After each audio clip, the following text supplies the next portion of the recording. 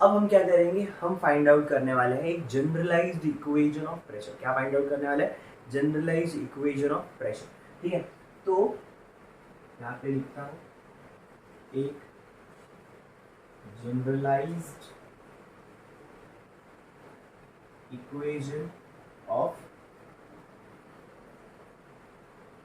Pressure. ठीक है, basically generalise equation of pressure, या फिर इसको मैं बोल सकता हूँ generalise equation to find pressure at different different points, ऐसे भी लिख सकता हूँ, कोई बड़ा इशू नहीं है।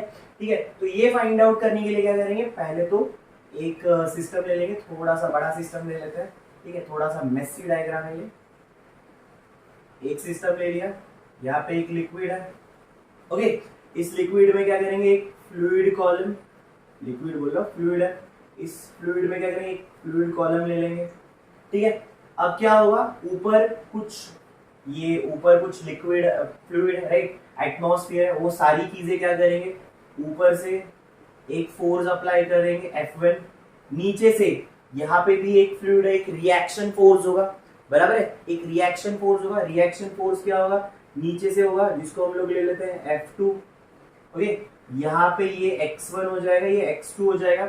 यहाँ पे जो प्रेशर होगा उसको P1 लिखता हूँ, यहाँ पे pressure P2। x1 and x2 are nothing but the height, जो मतलब इसका हाइट और इसका हाइट, उनके दो कोऑर्डिनेट्स है। x1 एंड x2 क्या है, कोऑर्डिनेट्स है, पोजीशन कोऑर्डिनेट्स है। ठीक है, और मैं लिख रहा हूँ x1 and x2 are position coordinates. ठीक है, तो वो याद करने में इजी। और मैं लिख रहा हूँ x1 की जो वैल्यू है it is greater than x2, x1 की जो वैल्यू है it is greater than x2। ठीक है, और ये जो लिक्विड है उसकी डेंसिटी क्या है, इस लिक्विड की डेंसिटी रो है। ठीक है, रो इज द डेंसिटी, रो क्या है हमारी, डेंसिटी है। ठीक है, कोई इशू नहीं। और ये जो लिक्विड है ना, राइट, उसका क्रॉस सेक्शनल एरिया क्या है, ए, क्रॉस सेक्शनल एरिया क्या मान रहे हैं हम लोग, ए। ठीक है, सो यहाँ पे मैं लिख देता हूँ, यहाँ पे मैंने एक छोटा सा ए लिख दिया है, यहाँ पे उसको मेंशन कर रहा हूँ, A is the cross sectional area. A क्या है अपना, क्रॉस सेक्शनल एरिया है। ठीक है, अब अगर हम लोग इसको लाइक, ये स्टेबल है, ये जो हमारा फ्लूइड कॉलम है वो एक जगह पे, ठीक है, ये स्टेबल है।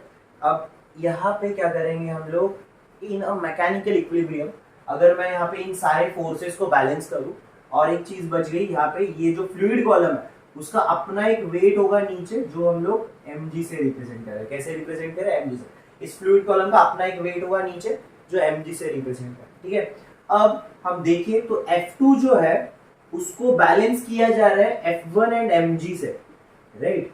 F2 को कौन बैलेंस करे, F2 ऊपर है, रिएक्शन फोर्स है, और नीचे डाउनवर्ड डायरेक्शन में कौन से फोर्सेस है, डाउनवर्ड डायरेक्शन में F1 और mg है, राइट। सो यहाँ पे क्या कर सकते हैं हम लोग, F2 is equal to F1 plus mg। Then moving ahead, F2 is what, force. Force को हम लोग क्या लिख सकते हैं, फोर्स को हम लोग लिख सकते हैं pressure into area. Okay, so pressure into area, so ये हो जाएगा P2, एरिया तो ए ही है, राइट। F1 को क्या लिख सकते हैं, P1A plus mg। Okay, then moving ahead, P2A is equals to P1A. We can write mass as a volume into density. Okay, so mass को क्या लिखा जा सकता है, volume into density g। यहाँ पे लिख देता हूँ, mass is equal to क्या है, volume into density। mass is equal to क्या है, volume into density।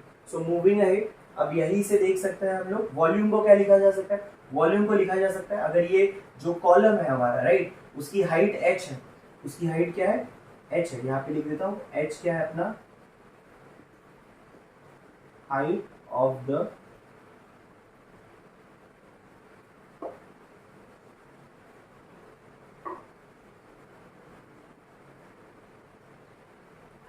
कॉलम। ठीक है, यहां से क्या होगा, P2A is equal to P1A plus V को क्या लिखा जा सकता है, V को लिखा जा सकता है A इंटू एच। यहाँ पे हो जाएगा A into H rho G, since V is equal to A into H, area into height, area of cross section into height of this column H।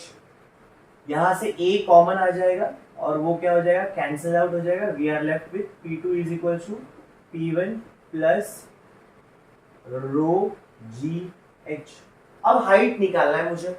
Height कैसे निकाल सकता हूं मैं, तो हाइट के लिए यहाँ पे हमने क्या लिखा है, x1 and x2 are position coordinates. अब उन पोजीशन कोऑर्डिनेट्स का यूज करके हम लोग हाइट निकाल सकते हैं। अगर मुझे पता है x1 जो है वो बड़ी वैल्यू है x2 से, तो मैं क्या कर सकता हूँ, हाइट निकालने के लिए, इसका हाइट निकालने मैं क्या कर सकता हूँ, x1 माइनस x2 कर सकता हूँ, राइट, जिससे मुझे क्या मिल जाएगी, हाइट मिल जाएगी। तो P2 is equal to P1 plus rho ji x1 minus x2, right. और यही अपना क्या होगा, एक जनरलाइज्ड इक्वेशन होगा to find pressure at a different points. ठीक है, ये क्या है अपना जनरलाइज्ड इक्वेशन है to find pressure at different points.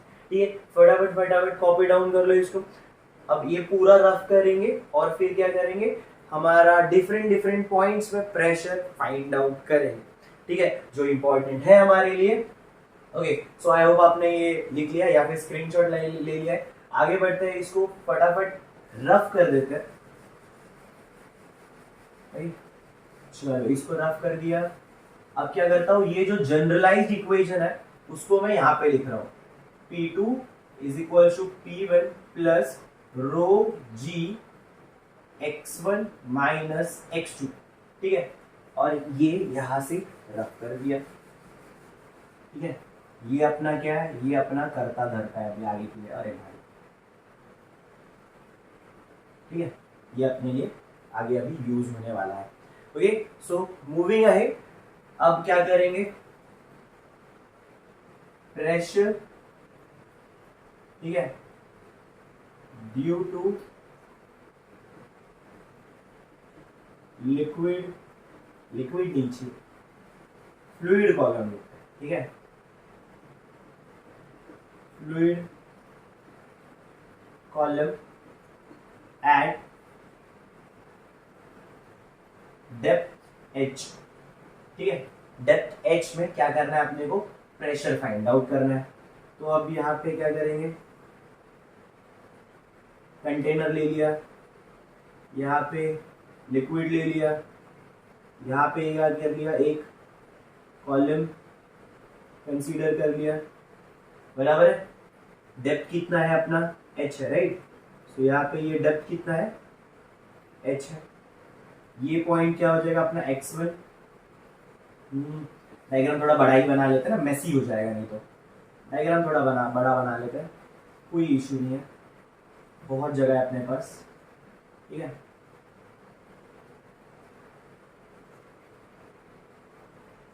Okay, ये हो जाएगा x1, ये हो जाएगा x2।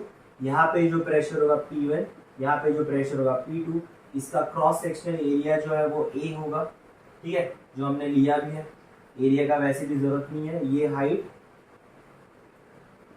h, ये हाइट क्या है, h है, राइट। एट डेप्थ h ना, तो हाइट h है। तो देख सकते हो ये लिक्विड सरफेस है, ये हमारा जो भी फ्लूइड सरफेस है, और उसके डेप्थ में हाइट h पे। अब इस पॉइंट पे क्या करना है, अपने को प्रेशर फाइंड आउट करना है।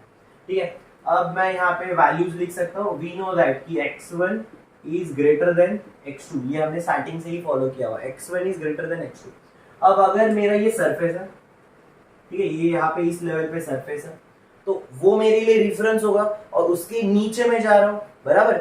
सो अगर ये मेरा रिफरेंस है, तो अगर मैं x1 को 0 मान लू, राइट, x1 को अगर मैं 0 मानू, तो x2 की वैल्यू क्या होगी, x2 नीचे है उसके, and we know that x1 is greater than x2, तो x2 छोटा है। अब x1 से छोटा, 0 से छोटा और क्या हो सकता है, तो नेगेटिव।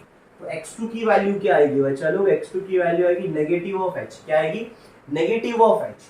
ठीक है, P1 देख सकते हैं, तो ये यहाँ पे सरफेस पे है, P1 क्या है, सरफेस पे है।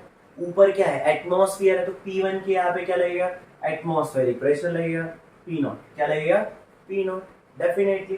ठीक है, एटमॉस्फेरिक प्रेशर को हम लोग कैसे रिप्रेजेंट करते हैं, P0 से, तो वहां पे क्या लगेगा, P0। अब यहाँ पे क्या होगा,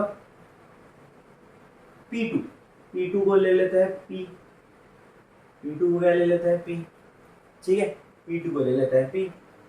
चलो तो अभी सारी चीजें मिल गई, ये फॉर्मूला ले लेते हैं P2 P, जहां पे हमें फाइंड आउट करना है P, P1 क्या है P naught plus rho G, x1 क्या है 0 है, minus of minus h, minus of minus h क्या हुआ P naught plus rho G, minus minus plus, right, ये हुआ आपका formula, right, of pressure at depth h due to a fluid column. ठीक है, तो यहाँ पे आप देख सकते हो सिर्फ फ्लूइड कॉलम की वजह से प्रेशर मिला है, नहीं, आपको टोटल प्रेशर मिला है। दैट मींस आपको क्या मिला है, एक एब्सोल्यूट प्रेशर मिला है। क्या मिला है, एक एब्सोल्यूट प्रेशर मिला है। देखो P is equal to P naught, that is atmospheric pressure, plus इस कॉलम का pressure that is rho ji h. Okay, तो ये टोटल क्या मिला है आपको, एक एब्सोल्यूट प्रेशर मिला है। तो ये एक्सप्रेशन किसका हुआ, ये एक्सप्रेशन हुआ एब्सोल्यूट प्रेशर का एक्सप्रेशन। ठीक है,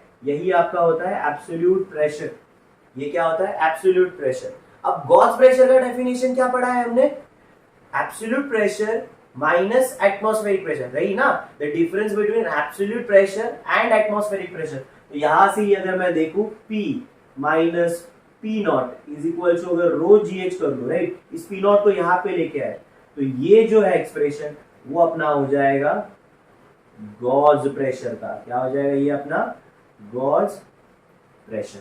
ठीक है, ये है एब्सोल्यूट प्रेशर, ये है गॉस प्रेशर। क्लियर है आप लोगों को। हमने क्या किया, हमने यहाँ पे pressure due to fluid column at depth h देखा, एक फ्लूइड कॉलम अज्यूम किया, सरफेस से नीचे हाइट h पे, ये पॉइंट x1, ये पॉइंट x2, P1 अपर यहाँ पे प्रेशर, P2 यहाँ पे pressure, x1 is greater than x2 है। अगर ये मेरा रेफरेंस है तो x1 0 हो जाएगा, x2 क्या हो जाएगा, x1 0 है, x2 उससे छोटा है, तो नीचे नेगेटिव में माइनस h, P1 ऊपर से एटमॉस्फेयर, एटमॉस्फेरिक प्रेशर को P नॉट से रिप्रेजेंट करता है। एटमॉस्फेरिक प्रेशर किससे रिप्रेजेंट करता है, P नॉट से। तो एटमॉस्फेरिक प्रेशर ये P नॉट हुआ, P2 इज इक्वल टू क्या है, P है, जहां पे हमें फाइंड आउट करना है। तो मैंने क्या किया, अपना जो है जनरलाइज इक्वेशन है उसमें क्या क्या सारी वैल्यूज पुट कर दी, P2 P है, P1 P नॉट है, रो G, x1 क्या है 0 है, minus minus of minus h, क्योंकि h2 क्या है minus h, minus minus plus हो जाएगा, तो ये हो गया। और ये जो एक्सप्रेशन है वो क्या है, टोटल प्रेशर है। टोटल प्रेशर कैसा, ऊपर से एटमॉस्फेयर का प्लस इस फ्लूइड कॉलम का। तो उस टोटल प्रेशर को, उस नेट प्रेशर को ही हम लोग क्या बोलते हैं, एब्सोल्यूट प्रेशर। और जो बचा हुआ प्रेशर है दैट इज, अगर इस P नॉट को मैं यहाँ पे लेके जाता हूँ तो P minus P naught is equal to rho GH, that is the difference between absolute and atmospheric pressure which is nothing but your gauge pressure. तो ये एब्सोल्यूट प्रेशर का एक्सप्रेशन है और ये जो है वो क्या है आपका गॉस प्रेशर का एक्सप्रेशन। ठीक है, चलो तो अब आगे नेक्स्ट फाइंड आउट करते हैं हम लोग प्रेशर एट हाइट D। ठीक है, pressure at height D above the surface, above the surface.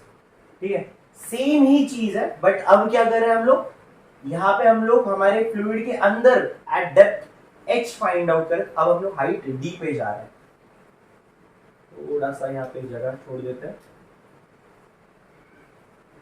Okay, ये हमारा लिक्विड या फिर फ्लूइड जो भी है, और यहां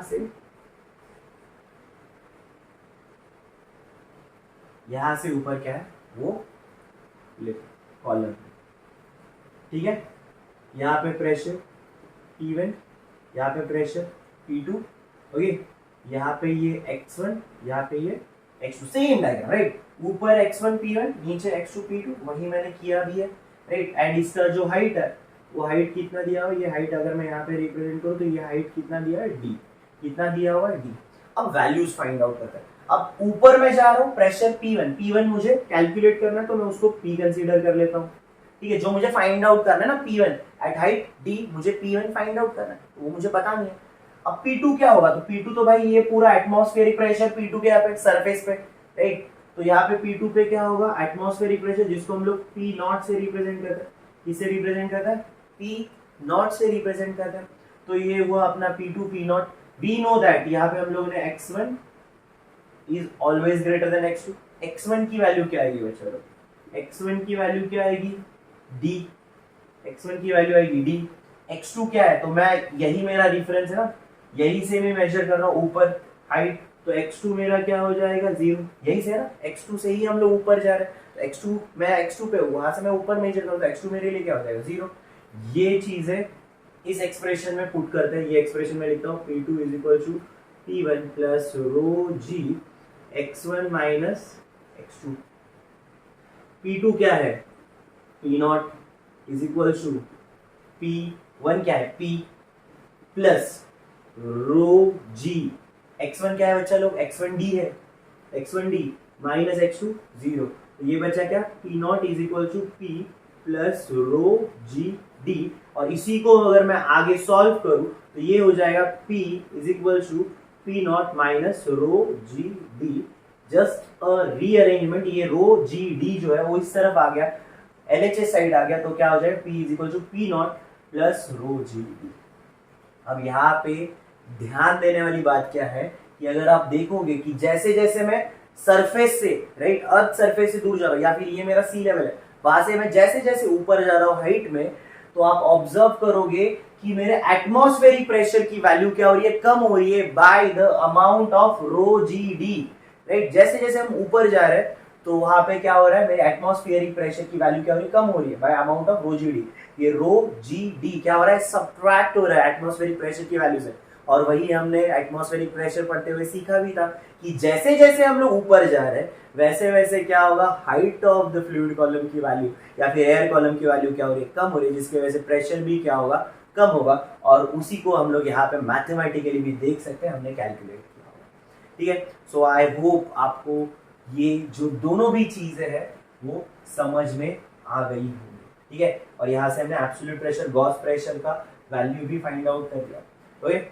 सो आई होप आपको आज के वीडियो में हमने जो जो पढ़ा वो समझ में आ गया होगा। आज के वीडियो में हमने स्टार्टिंग किया था, हमने पहले फाइंड आउट किया कि pressure due to a liquid column, तो वो क्या आएगा, वो फाइंड आउट किया, which is like P is equal to rho ji h, ठीक है। उसके बाद हमने एटमॉस्फेरिक प्रेशर डिफाइन किया कि pressure due to atmosphere is nothing but your atmospheric pressure. उसके बाद हमने पढ़ा क्या था अपना, एटमॉस्फेरिक प्रेशर के बाद हमने पढ़ा absolute pressure and gauge pressure, ठीक है। Absolute pressure and gauge pressure देखा, ठीक है। और absolute pressure and gauge pressure के बाद हमने जनरलाइज्ड इक्वेशन निकाला टू फाइंड प्रेशर और pressure, generalised equation of pressure जो था P2 is equal to P1 plus rho ji x1 minus x2। उसके बाद हमने दो चीजें फाइंड आउट की, pressure due to a fluid column of at depth h from the surface of fluid, from the surface, ठीक है, and pressure at a height d above the surface, ठीक है। और उनके एक्सप्रेशंस निकाले और वहां से हमने एब्सोल्यूट प्रेशर का मैथमेटिकल एक्सप्रेशन, गॉस प्रेशर का मैथमेटिकल एक्सप्रेशन देखा।